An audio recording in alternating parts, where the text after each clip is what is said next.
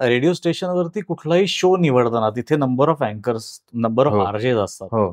कोणी कुठला शो घ्यायचा हम्म. हे कोण ठरवतं आणि किंबहुना तुमच्यामध्ये अशा वेळेस कधी कॉन्फ्लिक्ट्स किंवा वादावादी होते का, की हा शो मला करायचा आहे परंतु त्याच्याकडे गेला किंवा हा शो त्याला करायचा नव्हता तरी माझ्याकडे आला? हो, चुरस असतेच ना, की कुठला शो मला करायचा आहे, असं असू शकतं ना. एखाद्याला पर्टिक्युलर शो करायला आवडेल, म्हणजे एखाद्याला सकाळचा शो करायचा असेल आणि 2-3 लोकांना वाटू शकतं.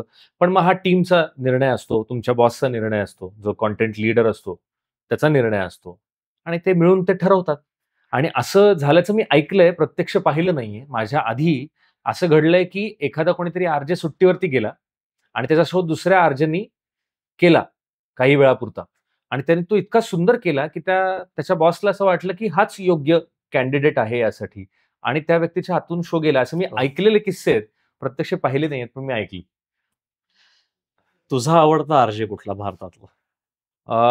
मी ज्या आर्जेनी खूप सुरुवातीला इम्प्रेस झालो होतो त्यापैकी एक म्हणजे की जितूराज. जर आपण एफ-एम रेडिओबद्दल बोललो तर जितूराज एक खूप इम्प्रेसिव्ह आरजे आहे आणि मला खूप आश्चर्य वाटतं, की तो अजूनही शो करतो. अजूनही त्याच पॅशननी शो करतो. सो कमाल आहे. ते मला फार आवडतं त्याचं. आणि मला वाटतं युनॅनिमसली सगळेजण म्हणतील, की मी लाईव्ह तर नाही ऐकलं त्यांचं, पण नंतर रेकॉर्डेड ऐकलेलं आहे. ते म्हणजे की अमीन सयानीजी. क्या सो ते पण म्हणजे ते सर्वात पहिले रॉकस्टार किंवा नक्कीच, सुपरस्टार नक्कीच, आरजे नक्कीच. आहेत असं म्हणायला हरकत नाही.